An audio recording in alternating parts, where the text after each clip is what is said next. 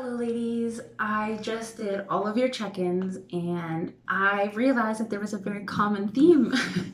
Common for me too. I know that this week was hard as fuck. It was stressful, it was different, our routines are off, we are home, we are with our family members who we don't see usually as often as we're seeing right now. And we all did the same thing. We all found that we were really stressed and we wanted to soothe ourselves. Sorry, my dog, one second. Okay, back. So I wanted to just kind of make this week very specific to what we're all going through right now. And I know that I had put on for learning this week, breaking bad habits. And I'll definitely bring that into this lesson, but I want to make it a very, very specific lesson of how we can break free from the funk that we're in, because we are all in a funk. So even me, myself, and like, I'm really good at dieting. Like, I've been doing this for a long time. So I don't want any of you guys to think that like you are failing, because I also am failing. I got takeout 2 times. I got pizza and the Fusion Bistro. It was delicious. I enjoyed every bite. Not even upset about it. But I know that bad habits can often snowball really quickly. So why this happens is because when we give our body a huge amount of food, it releases chemicals in our brains that's similar to doing drugs. Like, our brains love overeating and love high fat foods, high carb foods, sodium filled foods. Like, our brains light up when we give it those kinds of foods. So if you had, Domino's on Monday and Tuesday at 4 p.m. comes around, your brain still actively remembers how good that felt and is going to keep asking you to do that again. And that's why often, if you do takeout once in a week, you're going to do it more than once in a week. And the problem is that the more often you do it, you're going to keep doing it and it's going to be harder to get yourself back out of it. So what I want from everyone is this week to stop saying fuck it. Because that's kind of what we all did this week. We were all just like, you know what? We're home. Fuck it. Like, this is a crazy time. Let's just throw away our diet. And I'm totally with you. I totally understand why you did it. I was doing it too. But now I think that we're all kind of feeling the aftermath of what that did to our bodies and, to our brains. And we want to, kind of go back on track in this like new way. So I wrote down a couple things here to help us. So first thing with breaking the habit, so we're kind of in these weird habits right now. Like, we're not really going to the gym. We're kind of taking more naps. We're laying on the couch all day. We're eating snacks all the time. We're not portioning food because we're just eating intuitively. So it might feel a little overwhelming to just jump back in with 2 feet. And I don't necessarily recommend you trying to just go from takeout to like weighing your food, because it'll probably just drive you right back to the takeout because you're going to be more stressed. So I want you to focus on small wins. And what I mean by small wins is I recommended a lot of people start with water intake. That's actually where I was starting with. So that's why I recommended it, because it's one thing that you can just work on and feel good about achieving. Like, I'm going to aim for 4 liters today. And regardless if I work out, if I do anything else, my focus, my goal is to hit that 4 liters. And it's a nice way to just give yourself those small wins to get your ball back rolling towards health and towards wellness again, instead of the opposite direction. Another really good idea for that is plan for the fact that you are going to overeat and that you are going to snack right now. So different people have different cravings at different times of the day. I'm a real nighttime snacker. So I know that I need to have something prepared or planned for my nighttime snack, or else I'm going to eat something that's really bad. So usually I go for like a bag of Smart Pop or pickles, cheese, and crackers, but like, I have a plan for it. I'm not just going to get to 8 p.m. and be like, fuck it. So that's the name of the game for this week. I want you all to stop saying fuck it and start planning your things again. Like, it doesn't have to be level 100 fitness. It just needs to be intentional with you are trying to make your life better again instead of worse. Okay? So my second solution here is planning. So I really, really, really believe in every single morning setting an intention for your day. So we kind of went over that in the Managing Mornings week. But I recommend that when you go downstairs, you drink your coffee, you sit down with some sort of paper, planner, scrap paper, I don't care.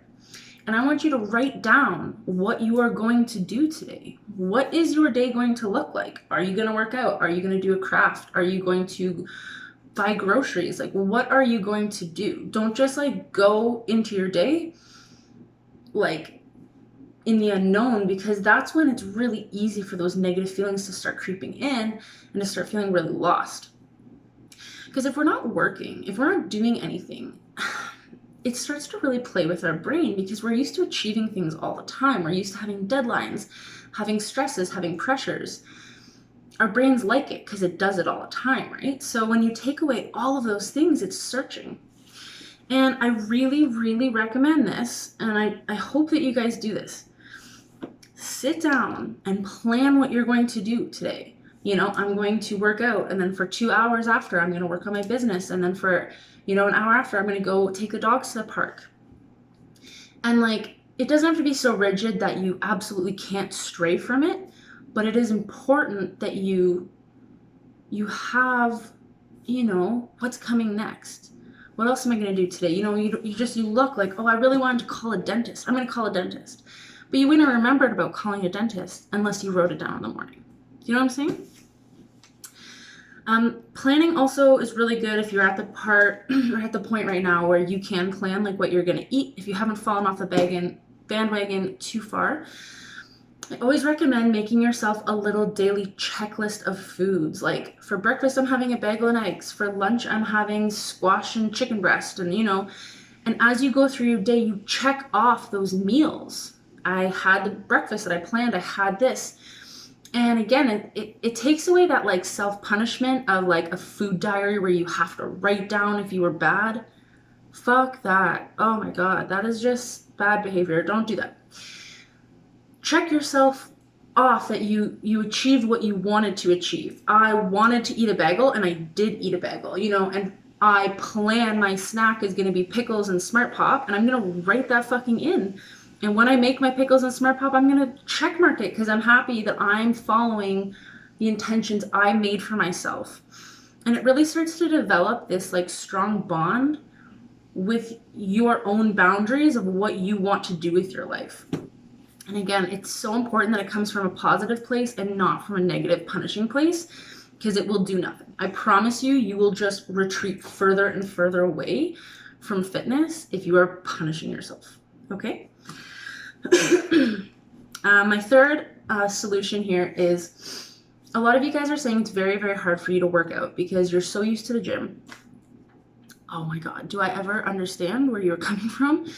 I miss the gym so much. I miss the gym so much. Like, oh my God, like all I have is a dumbbell and a yoga mat and like a band, and I am like losing it, right? But I keep telling myself like I have this goal of going to the Olympia, and it's so important to me that I'm going to overcome. I'm just going to overcome the situation, and I'm going to get creative, and I'm going to be proud of what I did during this time and not look back on it and be like, I can't believe I wasted those weeks, right? Heard that on a podcast the other day, like, what are you going to look back on this time and be proud of?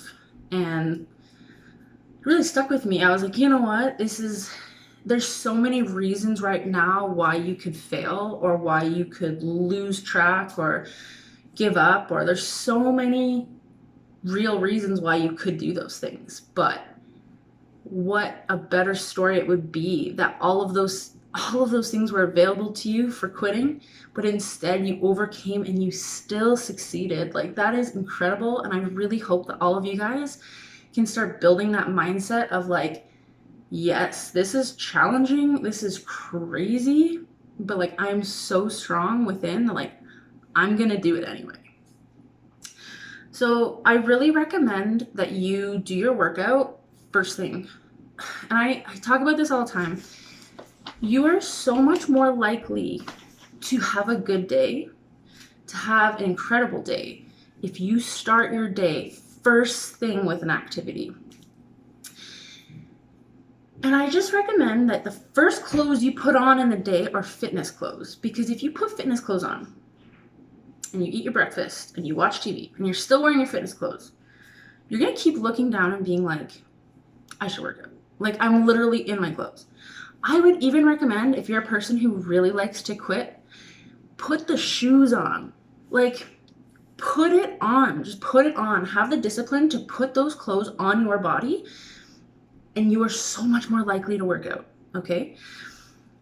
Another thing I'd recommend is for fitness, if like you're finding it very difficult to stay, doing your workouts, follow along like a YouTube video workout, because you're craving that interaction, the social interaction, and it's so much nicer to actually have someone like that seemingly work out with you and count things for you, and like there's music. It's so much better than just like lifting weights and like staring at a wall. And some of us are a lot better at doing that than others. But if you are struggling with this fitness, I really recommend throw on a couple YouTube videos. Just try it. I think that you'd be pleasantly surprised how different it feels to do a YouTube video than to just stand in your living room with weights. Another thing I'd recommend too on that front is have a certain area of your house that is like designated only for fitness, because your brain is so used to having your home be like your relaxation place, a place where you unwind, a place where you don't do physical activity.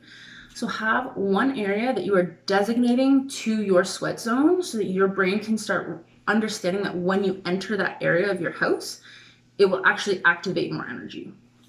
Your brain is insane. If you know how to manipulate it, it makes it so much easier. So just have a place in your house that is your place for fitness and always work out there.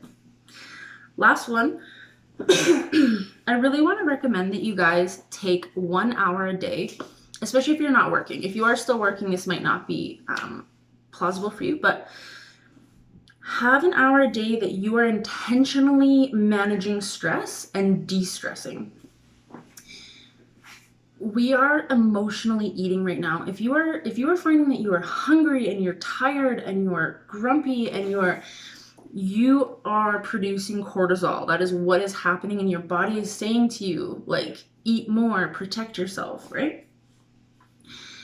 And we need to manage that so that we can succeed, because when we're running from a stressed place, we're just so much more likely to fail, right? So I would recommend 1 hour a day.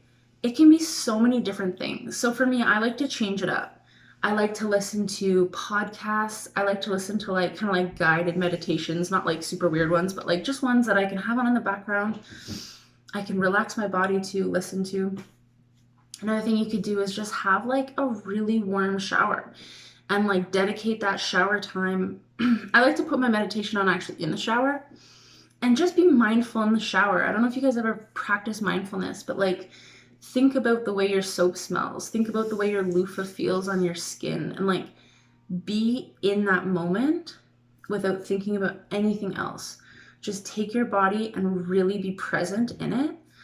And just think about all of your senses, and it's actually super, super calming and really good for your brain to choose to shut off the thoughts, right? There's so many things that you can do to de-stress. Go for a walk or whatever your thing is. Maybe we can have like a little thread on the Facebook group of different ideas for de-stressing hours. I would really recommend it. I think that it will help you guys succeed a lot if you are managing that stress. So that's what I have for today. I'll also upload a little bit of extra stuff later, but I hope that these kind of help you break free from that fuck it week and start going back into this new normal of like being home and all the crazy, right? Good luck, ladies, and please message me anytime if you have any questions or need any extra support. I am so here for you, okay? Have a good day, ladies. Bye.